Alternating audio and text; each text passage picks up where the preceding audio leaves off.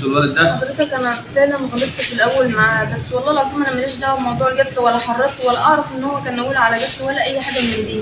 انا هقتل جوزي ده ولا اتفق معاه على جد لا. امال مين اللي قتله؟ هو قتله بس انا ما اعرفش ان هو ناوي على جد. شفتيه بيقتله؟ ايوه لان الدنيا كانت وكان ذلك امامها وحضرت واقعت بارتكاب المتهم الاول للجريمه وقتله شقيقه المجني عليه.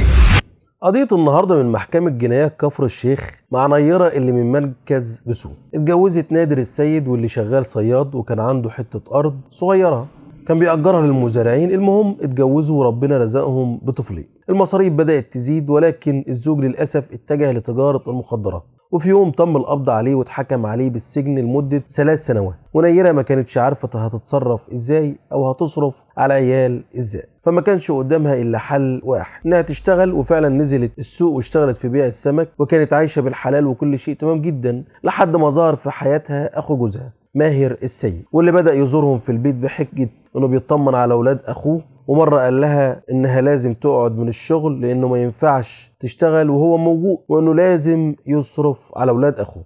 طبعا فرحت بالكلام ده لانها كانت تعبانة من الشغل وانها هتستريح من التعب، وفعلا بقى يصرف عليها وبقى يروح كل يوم عندهم ويأخر وما يمشيش الا اخر الليل. نظرات اخو الزوج وطريقة كلامه بدأت تتغير مع نيرة وبقى يبصلها بصات غريبة من الاخر كده، وللاسف كان عينه منها ولكن هي كانت عاملة مش واخدة بالها. لحد ما في يوم قال لها وجابها لها على بلاط وقال لها انه زي ما بيصرف عليها وعلى اولاد اخوه عايز المقابل. قالت له مقابل ايه؟ قال لها انه زي ما حل محل اخوه في المصاريف لازم يحل محله برضه في العلاقه. وللاسف وافقت على ده لانها كانت عايزه كده برضه، او يمكن لانها ما كانتش عايزه تشتغل وتتعب نفسها طالما هو موجود وهو اللي هيصرف. وفعلا بدأوا في المحظور. اخو الزوج بيجي بالليل يديها المصاريف، العيال تنام وهم يمارسوا العلاقه المحرمه. الموضوع ده استمر لمده سنه، والجيران بدأت تلاحظ ان في حاجة مش مظبوطة بين اخو الزوج والزوج. والقصة مش قصة اطمئنان عادي، ده كل يوم بيأخر وما بيطلعش الا نص الليل واوقات بعد الفجر.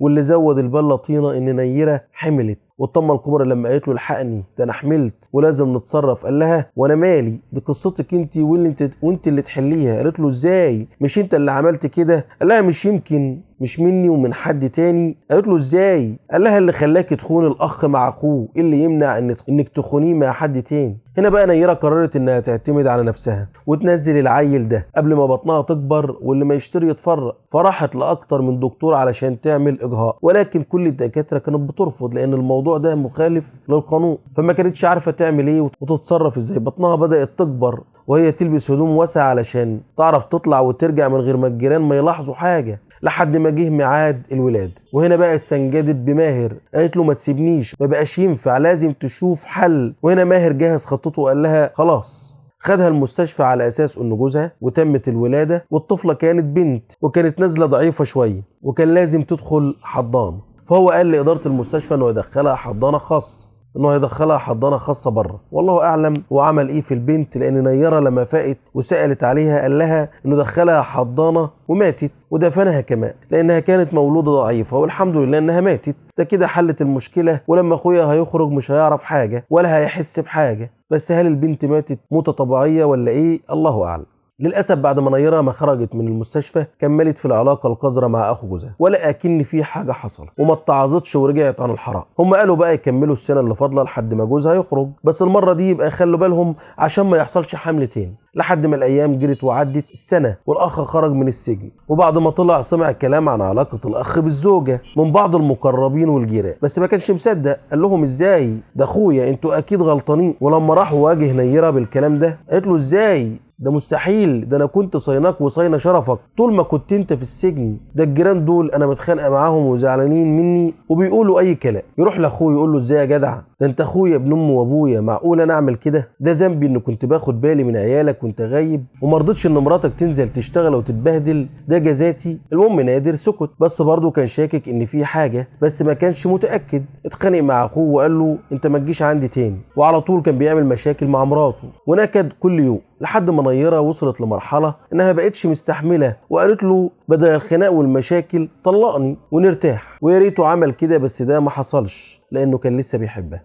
المهم نادر كان بيدور على شغل جنب الصيق لحد ما الجماعه اللي كانوا مأجرين حته الارض منه قالوا له انهم هيجيبوا حد يخفر محصول الطماطم. قال لهم وليه تجيبوا حد؟ انا اشتغل غفير عليها، انا اولى من الغريب. وفعلا ده حصل، وكل يوم كان بيروح الغيط بالليل ما يجيش الا بعد الفجر. بس برضه للاسف دي للكلب عمره ما يتعدل. نيره واخوه اشتاقوا للعلاقه القذره من تاني، وبقت نيره تتصل على ماهر تقول له ان نادر نزل راح الغيط، وهو على طول يستنى لما اخوه يمشي ويجي لها ويستمروا في العلاقه. وبرضه بعض الجيران لما نادر يرجع يقولوا له اخوك كان هنا، يروح لمراته تقول له ما جاش، ده الناس دول بيفتروا عليا، حسبي الله ونعم الوكيل. الخناق والمشاكل والنكد يشتغل في البيت لحد ما نيره تعبت ومش عارفه تستمر في علاقتها بماهر، اللي برضه كان متضايق ان اخوه مقاطعه وبيتخانق معاه.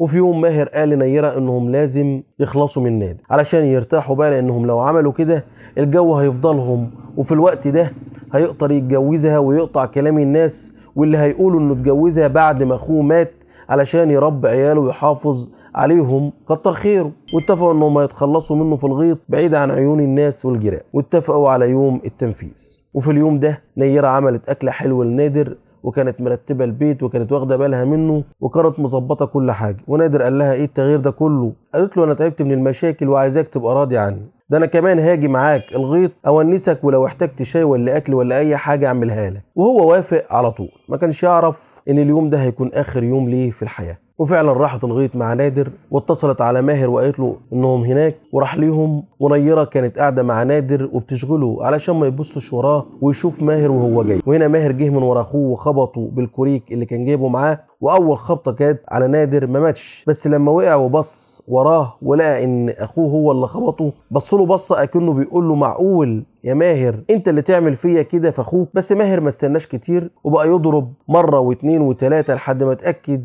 انه خلص عليه. وعلى طول قال لنيره انت هتروحي دلوقتي، بس ما تخليش حد يشوفك، واوعى تقولي لحد انك كنت مع جوزك في الغيط، ولما تروحي ما تنسيش تمسحي المكالمات اللي كانت ما بيننا واللي موجوده على موبايلك، ولما يكلموك بكره لازم تعملي نفسك متفاجئه وتصرخي وتصوتي.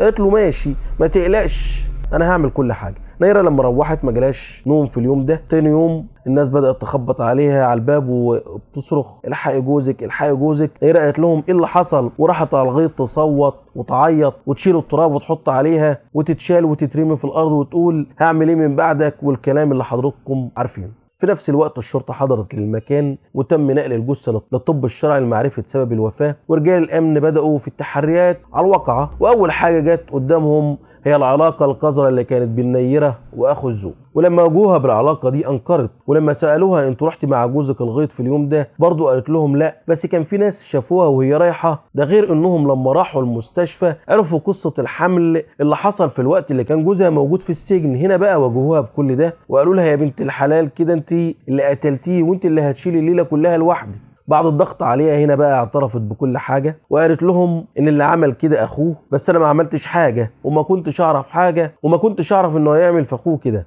ايوه انا بعترف بالعلاقة اللي كانت معاه بس هو اللي موته. تم القبض على ماهر واللي اعترف برضه بكل حاجة وعلى الاتفاق اللي كان ما بينهم، وتم احالتهم للمحاكمة الجنائية وكان حكم المحكمة العادل فيهم باعدامهم. للاسف جريمة فاقت كل التوقعات، اخ يعمل كده في اخوه، وطبعا اللي يعمل الحرام ومع مين؟ مع مرات اخوه، متوقع يعمل اي حاجة. والحمد لله خدوا جزائهم، ربنا يرحمنا جميعا. اشكركم والسلام عليكم ورحمة الله وبركاته.